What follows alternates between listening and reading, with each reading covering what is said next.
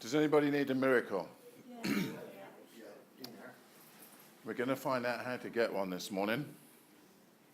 We're going to use this story that Sheba's going to read to us in a minute as a template, if you like. And we're going to follow it through, and we're going to learn the lessons that we can from it. It's not just a story. It's there for us to learn from. It's there for us to pick out the principles so that we can apply them to our own situations. So, Sheba, if you can read it for us in a big, loud voice. As Jesus approached Jericho, a blind man was sitting by the roadside begging. When he heard the crowd going by, he asked what was happening. They told him, Jesus of Nazareth is passing by. He called out, Jesus, Son of David, have mercy on me.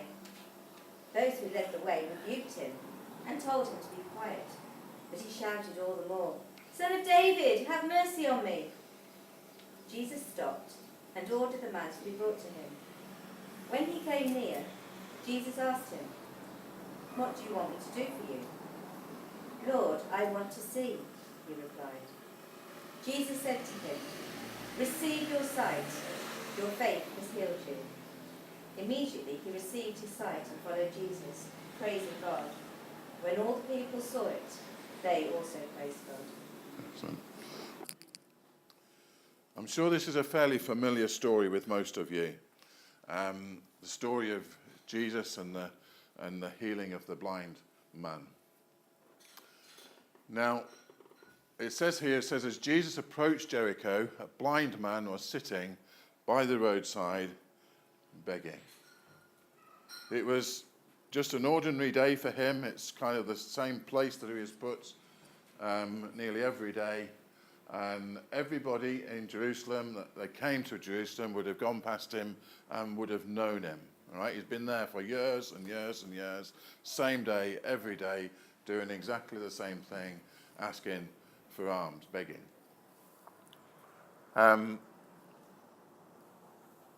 You might not necessarily identify with him, because I don't think we've got anybody here that's blind, okay? But this isn't a story about a blind man. What I want to say this morning is not a story about a blind man. It's a story about you and me. Because just as he was obviously disabled, we can be disabled in many other ways. So, my first point is this. What is your handicap? It's hard to see, isn't it? What is your handicap? What's holding you back? What makes you stumble? What is it that stops you from really properly living to the full? Jesus came to give us life, and to give us life more abundant, or life to the full. But many of us fall short of realizing and entering into the fullness that Jesus has. And we still go around with our handicap and not fully living correctly. Are you still begging? Are you still in that poverty kind of mode?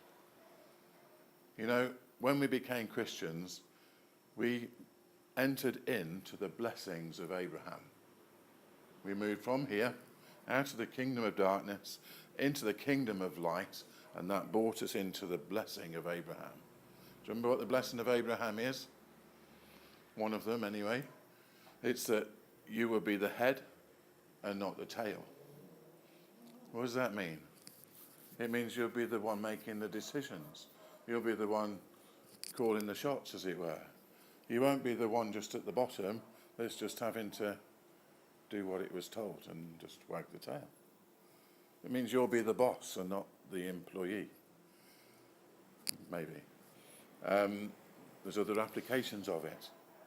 But it also said that you will be one who lends, not the one who borrows. Remember that? So how many of you got a credit card balance this morning? How many of you got debt this morning? That shouldn't be the case.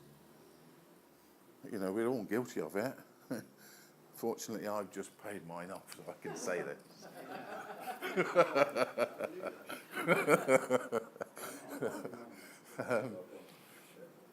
But I know this was a blind man and he was begging. And he was being dependent on everybody else that came past.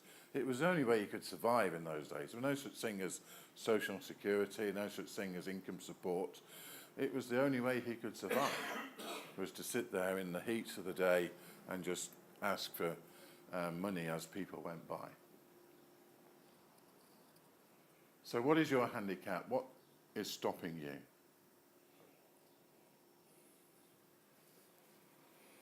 Anyway, he was used to the sounds of the street. He was used to the crowds going by. But today was different. Started off as an ordinary day. And I want to tell you something this morning, that miracles happen on ordinary days. You think you just got up for a normal Sunday service this morning. It could be a miracle day for you today. I mean that. It could be. So, there was something different about the crowd this morning. It was Tuesday. I've just made that up, by the way. I didn't know it was Tuesday.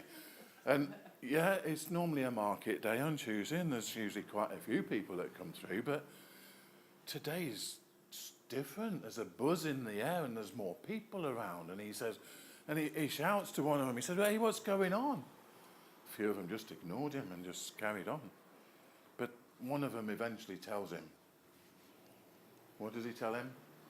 They told him this: Jesus of Nazareth is passing by. I want to tell you that this morning, that Jesus of Nazareth is passing by. But I want to tell you they got it wrong as well. Yes, it was Jesus of Nazareth, that was correct. But they just thought he was a man from Nazareth. Maybe he was a prophet because of all the miracles that he's done, but they just thought that was who he was. In a minute, this blind man's going to get a fantastic revelation of who he really was. He says this to himself while they've told him. He said, hang on a minute. I've heard about this man before. I've heard that he does miracles. He does miracles. He heals the sick. I've heard the stories of people that have come by and they've been talking. I've even heard it said that he's even made the blind see. Whoa. And he's passing by. Have you heard about Jesus? Have you heard the stories that other people have said, the testimonies that others have given? Have you heard? He's got a fantastic reputation, hasn't he? Even today, he's still healing people. And you still hear about it if you read the right places. It doesn't get in the newspapers, does it, or on the news? But Jesus is still in the business today of healing people. Now then, this is the revelation that the blind man gets. This isn't just Jesus of Nazareth, from Nazareth. He cries this out. He says, Jesus, Son of David. And in the Jewish terminology, that meant he realized he was the Messiah. Yeah. That's who they've been looking for. And he decides he couldn't just be an ordinary man. He couldn't just be an ordinary prophet. He must be somebody really special. I think he's the Messiah. That's the kind of thinking that went through his mind. It's the same revelation that David had. Peter had. Do you remember? When Jesus was asking the disciples, said, well, who do people say that I am? And some said, well, some say you're Elijah, some say you're John the Baptist come back to life. And then Jesus said, yeah, but that's all good and well, what other people say, but who do you say that I am? That's the most important question anybody can ever ask in their whole life. When Jesus points to you and says, yeah, but who do you say that I am? There's no escaping that, is there? You've got to say something. Either you're just a crazy man, you're a man that lived 2,000 years ago and you made a bit of difference at the time, but I don't see how you affect me now. However you want to answer it, but God gave Peter a blinding revelation when he asked the question. Do you remember what he said? What did he say? Come on, you must know what he said. Thou art the Christ, the Son of the living God. So you're the Messiah. He got a little bit more of the revelation in the fact that he said that you're the Son of God too. But he didn't get that revelation quite. Not the full revelation, but he knew he was the Messiah. What did he do when he realized it was the Messiah and he could get healed? What would you do if you knew Jesus was coming through here this morning and you got something that you needed? What would you do? Oh, come on. You're going to shout, aren't you? You're going to try and get his attention. You're going to say, Jesus, Son of David, have mercy on me. This was a blind man. Most people in those days would have thought that a blind man was blind because he had been an awful, terrible sinner. And if it wasn't him that sinned, it was his parents that sinned. That was just the normal thinking of the day, right? He knows that the only way he can get healed is if Jesus will give him his mercy. There's nothing he can do to earn it. There's nothing he can do to purchase it. There's nothing he can do. He can't climb a mountain and get healed. There's just absolutely nothing he can do other than rely on God's mercy. And that's all we can rely on too, isn't it? Is God's mercy and God's grace. Do you understand how good God's grace is? You know, sometimes I don't think we even understand a tiny little bit of it. But God's grace is so amazing, so amazing. God's grace is so amazing. I've repeated it so I can edit that bit out. God's grace is so amazing that he even thinks about us, let alone comes down into the world and he conforms himself to being a man. And then he goes even further and he dies on a cross for us, sheds his blood for us, gets all those stripes upon his back so that we can be healed. It's amazing. I'm telling you, it's amazing. Don't you feel it? Don't you get it? This guy got it. He understood. This man with all these stories that I've heard and him going through in the crowd and he's making all this commotion. He must be the Son of David. He must be the Messiah. I'm going to cry out to him and say, Jesus, have mercy on me. So you're in a problem. For goodness sake, when are you going to start calling on him? Oftentimes it's the last thing we think of, isn't it? Yeah. It should be the first. Come on, call on him. And do it quickly before he goes. There's certain times, there's certain seasons when it's easier to call on God. When he seems closer, it only seems that way. He's always close, like we heard this morning. He's always near. He's promised never ever to forsake us. But in our experience, it seems different at times. Now then, those who led the way in this crowd told him off. They rebuked him and they said, oh, shut up, will you? Stop making all that fuss. Now then, most of us don't actually even need a crowd to put us off. We can think ourselves out of it. Oh, what would God... No, God's not interested in me. I'm only somebody unimportant. Do you think like that sometimes? It's not true. You are a son of the living God, and he loves you just as much as he loved his own son, Jesus. He's told you to shut up. So maybe you might need crowds to put you off. Sometimes they think, oh, stop being so religious. Stop being so fanatical. Shut up, will you? Have you heard things like that? So the crowd cries out at him and says, shut up, will you? Be quiet. We're trying to listen to what he's saying.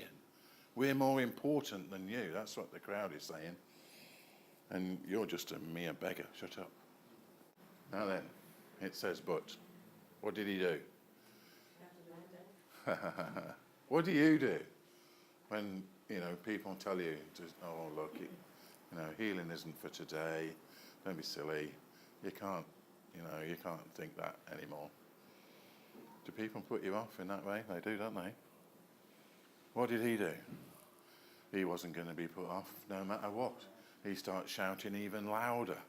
And he's got up off his feet by now, and he's going through the crowd. He's bumping into people because he can't see where he's going. Have you ever seen a blind man try running after somebody? They're like this. Oh, sorry, I bumped into that one and bumped into that one. But he's determined to get through. He's determined to get Jesus' attention. This is how you get a miracle, by the way. Are you hearing what I'm saying? Yeah. Are you still listening? Yeah? This is how you get a miracle, and this is why most people don't get a miracle, because they give up. Yeah. They stop too soon. But this guy got it right. He overcome all obstacles. He carried on being determined, and he just would not be put off. So what are you going to do? Tell me a few ways that you could make your not a bit louder noise. Don't be put off. Yeah, just keep shouting louder. Keep on asking. Yeah. Keep on seeking. Okay. What I'm thinking is, instead of being in a crowd of people that are trying to put you off, why not get in a crowd of people that are going to start cheering for you and shouting for you as well? Isn't that a good idea? Yeah. So who of you here has been crying out for a miracle and hasn't got it yet? How many of you have asked for somebody else to come and shout and pray for you as well? Okay, well, let's make that normal. Let's make that just what we normally do. Look, I don't seem to have got through yet. You come and shout with me. And get somebody else to shout together with you. Well, this man wasn't going to get put off. If there was microphones in those days, that's what he did. He got a microphone, he put the amplifier full blast, and he said, Jesus, son of David, have mercy on me. He wasn't going to be put off one little bit. And the best bit about this story is this.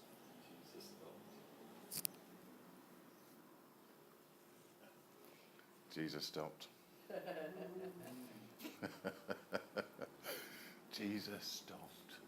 You've got his attention. Who's been shouting this week? Who's been crying out to Jesus this week? He's heard your cry. And he stopped. He stopped going that way. He orders the man to be brought to him. He tells his disciples, go and get him. Go and get him. I've heard the cry. And his disciples bring him to him. This is good, isn't it? He orders the man to be brought to him. So Jesus stops. He ignores the rest of the crowd. The only person that has now got Jesus' attention is this blind beggar.